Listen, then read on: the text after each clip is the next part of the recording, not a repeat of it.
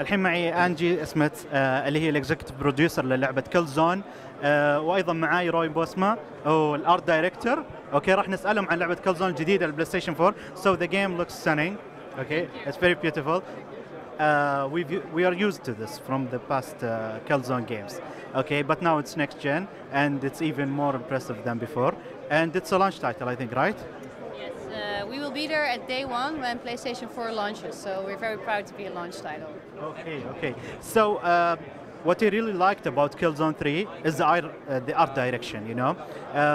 There were places where we can go to like, you know, jungles, and there were a lot of colors, and there were, you know, a variety of environments in the game, and it was very impressive on the PlayStation 3. What can the next-gen console and the new tech bring to the Killzone game? Well, I think as you can see from the level that we're showing here today, that the visual fidelity of the level is just much more at a higher level than our previous games. And it's not just, I think, in a higher resolution of all the textures, but also if you look at the amount of particles that we can do, things like real-time reflections, but also combine that with more enemies on the screen. We have a new animation system, the new audio. It all takes up memory and processing resources, but because the PlayStation 4 is so powerful, we're now able to combine that all in one level. So that's really good for us. Okay, so what about the art direction of the game? Well, I mean, it gives a lot more freedom than before. You know, there's a lot of things that we always wanted to do, but we couldn't really do it. And this time, actually, we did do it. So yeah, I mean, there's a lot more stuff for us to, you know, to work out. Of course, this is amazing, really. And also, what about from a gameplay perspective? What can the PlayStation 4 bring, and the new controller and the new online features bring to the game itself? Well, we love the new controller, and because we are also part of Sony, we were involved in the development of the controller. Being a first-person shooter, it's really important that your controller is just, you know, feels right, and we're quite happy with this one. We're using all of the features, so there's a share button on there, so if you have a really cool gameplay moment, you can easily share that with your friends. But it's also the shape and the, you know, the outward curves that make the triggering so much easier, and the indented sticks, so it gives a really good weighty feel. You should really give it a try later on. But we also use the light bar there to indicate your health, and of course the touchpad, which you use to control the owl, which is an attack drone that we have in this new Killzone game, which will give you lots of more abilities to play with. Nice. What about the multiplayer aspects? What's new in the game? Unfortunately, I would love to talk about multiplayer.